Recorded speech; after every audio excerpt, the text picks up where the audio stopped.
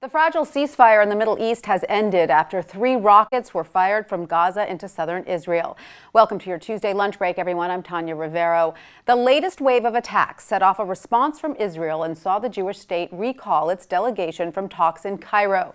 We're joined now by Joshua Mitnick in Tel Aviv. Joshua, thanks so much for being with us. Can you tell us what the scene is like on the ground there now that attacks have resumed?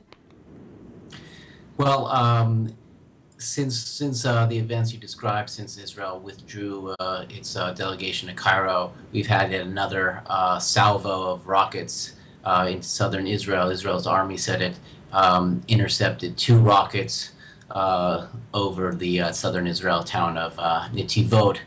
So we have, but we haven't seen the intensity of rocket fire that we saw during the height of the Israel-Hamas month-long battle, and we haven't seen the intensity of Israeli reprisal attacks.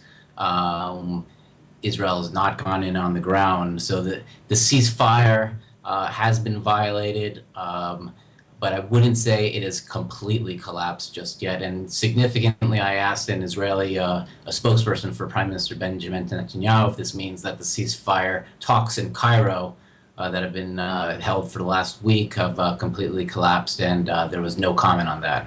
Can you tell us what went on in Cairo? When were there indications that talks there were falling apart? Well, there's been a fog over just how close the negotiators have come to a deal. Last night, the ceasefire was supposed to expire at midnight, and up until just a couple of minutes before midnight, it wasn't clear if we were going to get a deal or there was going to be a collapse or an extension.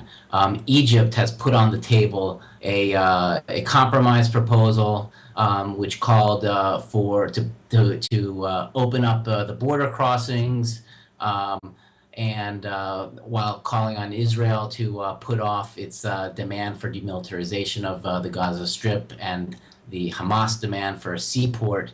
But it's as I said, it's not clear to what degree either side came close to accepting that deal. All right, Joshua, and is it clear who exactly fired the missiles from Gaza this morning? Was it Hamas? There's been no claim of responsibility as of yet.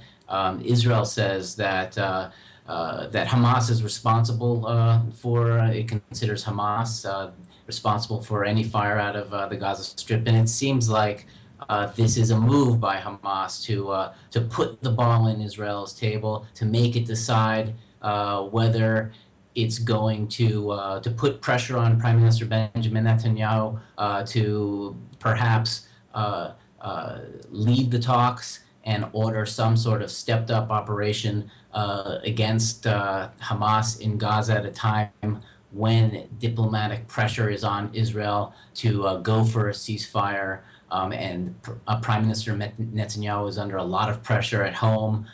People are not happy with the ceasefire talks. They're alleging that Hamas is the one calling the shots, and Prime Minister Benjamin Netanyahu is on the defensive and reacting. All right, Joshua Mitnick in Tel Aviv, thank you for that. We know you'll continue to follow the story for us.